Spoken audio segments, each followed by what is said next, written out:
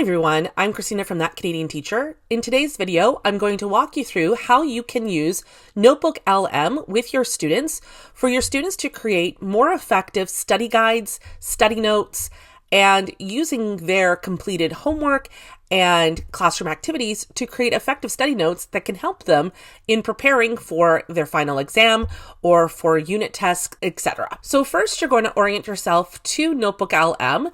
The easiest way to do that is through the waffle in the top right-hand corner. You just look for the NotebookLM logo and you can click through it and it will take you here. If this is your first time coming to NotebookLM, your page will look like this. Once you start to develop your notebooks, it will look slightly different with your notebooks that you've created starting to appear instead on your homepage. So we're going to create our first notebook. So what you're going to do is you're going to upload the sources you want to use.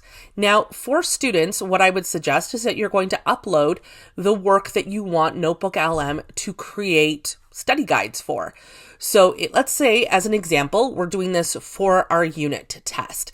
So what we would do is we would take all of our activities that we've done throughout the unit, and we're going to upload that. Now, what makes NotebookLM more effective is if you've been completing your homework well throughout the course of the unit. The NotebookLM is then going to take your work and is going to compile that into a synthesized result, and that's going to help you be a little bit more successful. But if you've done very poorly along the way and haven't completed your work to the best of your ability, the results will become apparent as a result.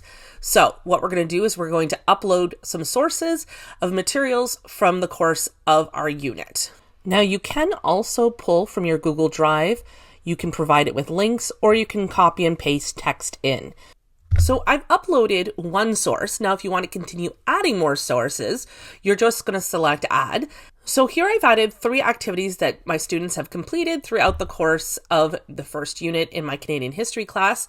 If you want to limit what NotebookLM is collecting, then you're just going to uncheck what it is that they're grabbing. But we want to take all of it. In a situation where you might want a little bit more information, you can use the Discover tool and you can put in something like, let's do Canada's autonomy in the post-First World War era. And what it's going to do is it's going to give you some results that are going to talk about that very topic. Now, you can select all the sources or you can limit it to things that are more applicable. So for sources that may not be reliable or sources that might not be relevant, you can just uncheck that and then select things that you find to be more relevant to what you're looking at. So I'm going to put in, let's say, the Statute of Westminster, and we'll add that, and we're going to import that in. So we're using an outside source to add to the sources that we've already created. In the center is a summary of your submissions, and you can get it to make greater connections by asking it questions. It gives you some prompts. So for example, it gave a prompt down here. And so what it's going to do is it's going to respond to that prompt. You can ask it a prompt. So I might say, how has Canada's autonomy changed as a result of the inventions of the time period? So what it's going to do is it's going to use the sources that you've provided to respond to your question. Now, as you can see here, it says that the provided sources don't have direct information about that, but it's going to try and make a connection just the same, using the sources to connect with that. Now, along the bottom here, there are some other prompts. So you can see here what medical advancements occurred during this period. So let's try that one. And as you can see here, it's talking about the discovery of insulin, and the summarization is of the homework that was completed. Now, let's say you want to have a greater sense of what all of these resources are discussing. So over here on the right-hand side, you have some options. So let's start with the mind map, and I'll show you what the mind map looks like. All right, let's have a look and see what it's compiled. All right, so we have the historical events and inventions, And then it has Halifax Explosion, it has inventions. Remember, we don't have a really comprehensive collection of the first unit. I've just given you 4 sources. So let's have a look and see what it's resulted in. So you can see here that it's taken the information from the homework and it's broken it down into a mind map. And it's taken, so for example, Halifax Explosion, incident description, and then it's taken those details from that homework and it's broken it down into more approachable, specific pieces of information. You can, of course, download the information. It will save it as a PNG file, and then you can return to it later on if you so desire. Let's go back to our studio. You can also create a report. So let's try the FAQ. And here in the FAQ, it's taking the information from that homework and it's making it into frequently asked questions. So you can use this as a consolidation of the information that you've already done, that you've already completed throughout the course of the unit, to consolidate that information into more approachable format.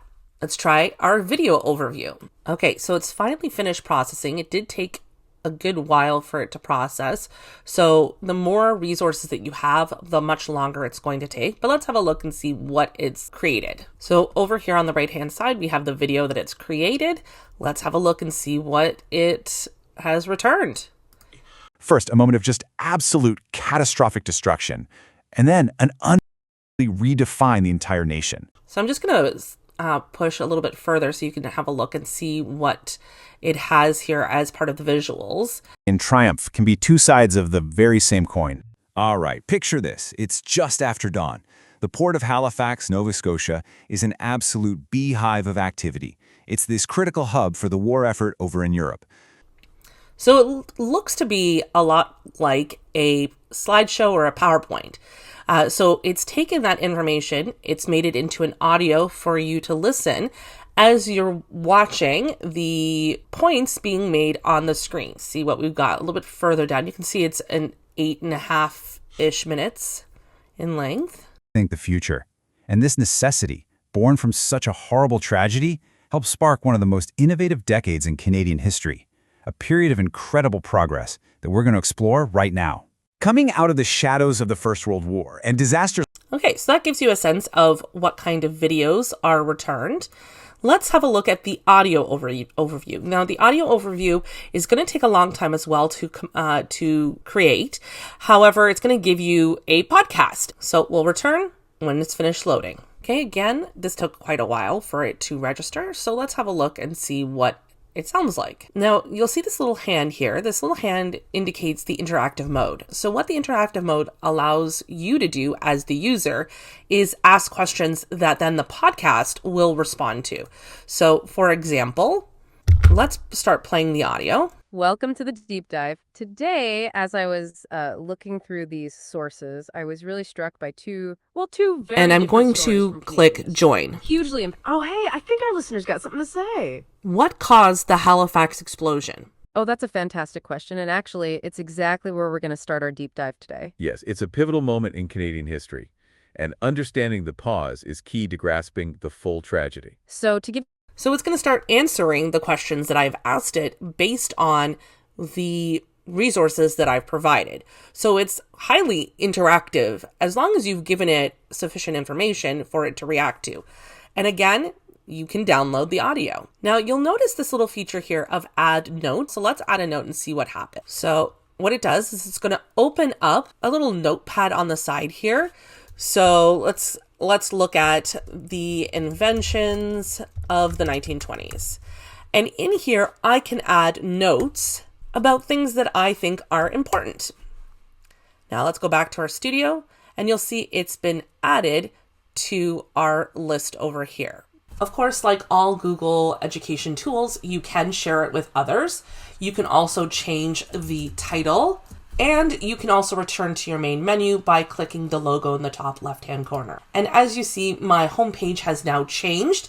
As you add more notebooks, they'll start to show themselves here in the main space. And you can change the organization by clicking the hot dog over here. And this will make it more of a list structure instead.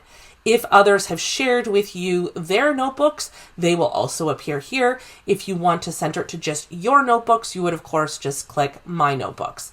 To get back in, you would click on the title. I hope that provided you with a good overview as to how to effectively use NotebookLM, both as an advantage for yourself in studying and with your students in your classroom. If you have any comments or questions, feel free to add them in the comment section below. And thank you for watching, and I will see you in the next one. Bye.